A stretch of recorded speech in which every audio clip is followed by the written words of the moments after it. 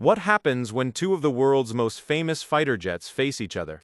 The J-10C and the F-16 are both modern multi-role fighters designed for speed, agility, and combat effectiveness. The F-16 has decades of combat experience and is used by more than 25 countries around the world. It is known for its reliability, maneuverability, and advanced upgrades. The J-10C, on the other hand, is China's latest generation fighter, equipped with modern AESA radar and advanced electronic warfare systems.